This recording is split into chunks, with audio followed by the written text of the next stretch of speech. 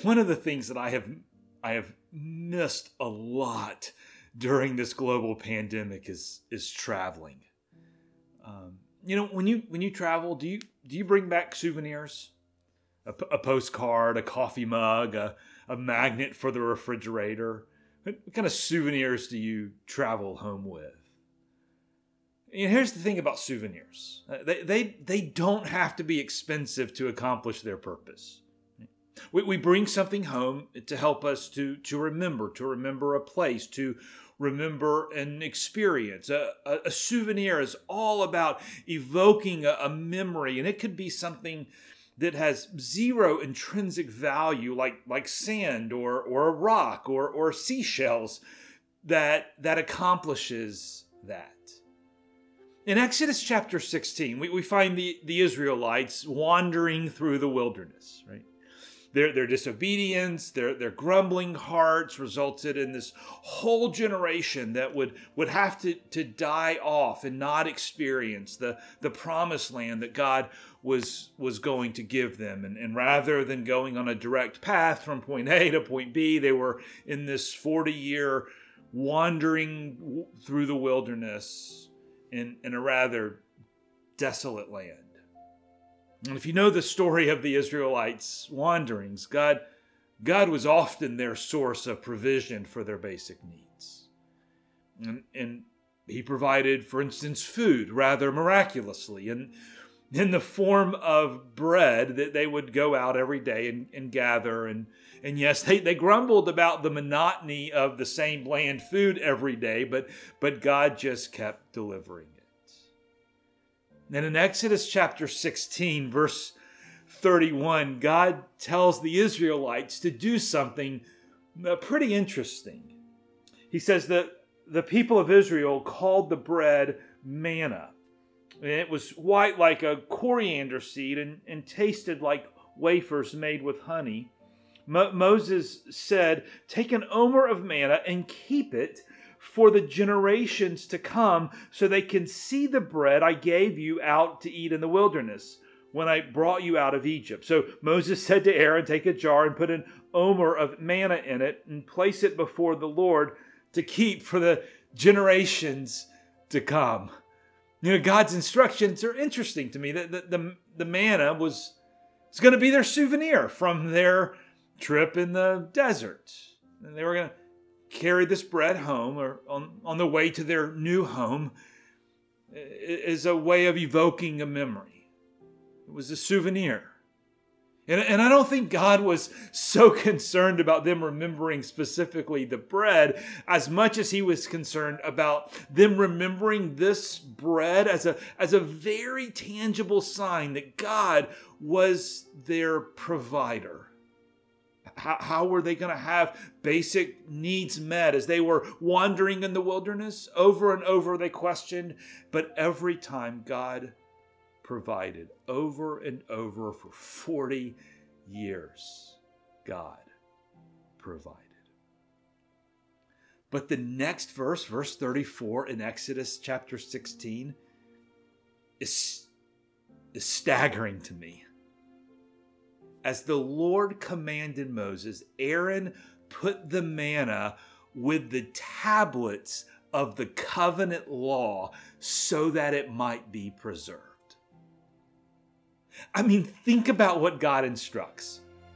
The stone tablets that God Himself inscribed His covenant law upon clearly had just massive religious significance for the people.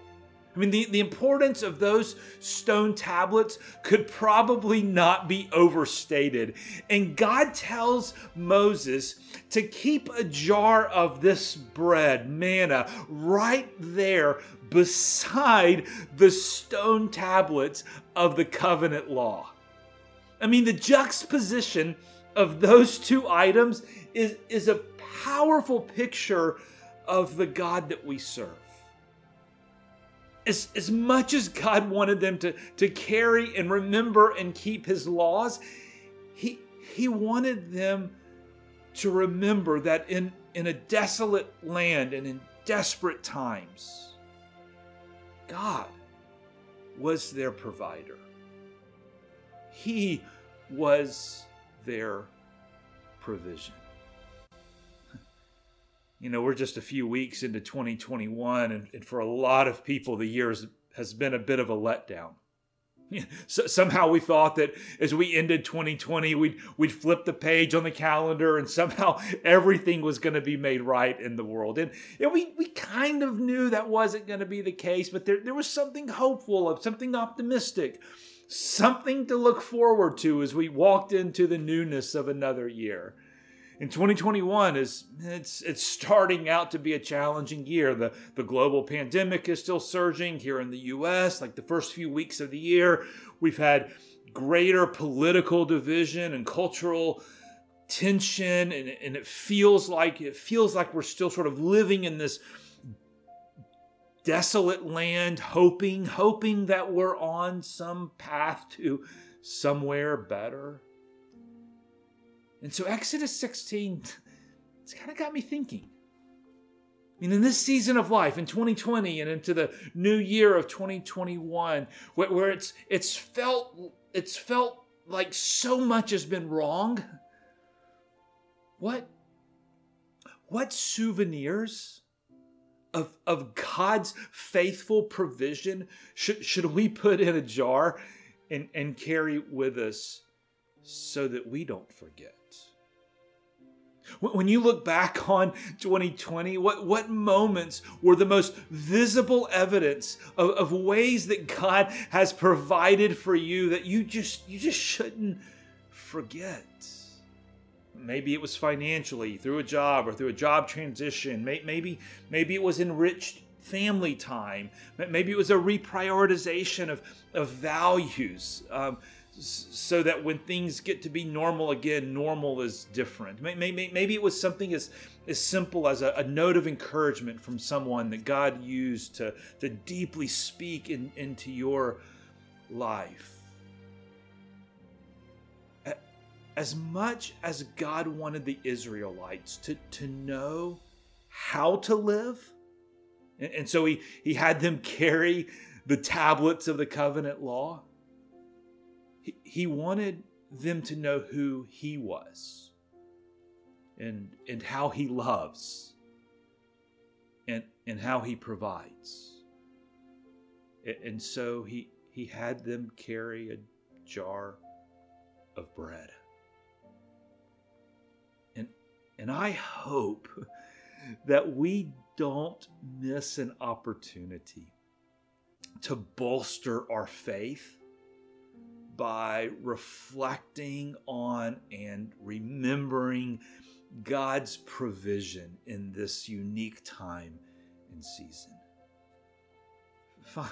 Find a souvenir of His faithful provision and treasure it as we walk forward into 2021.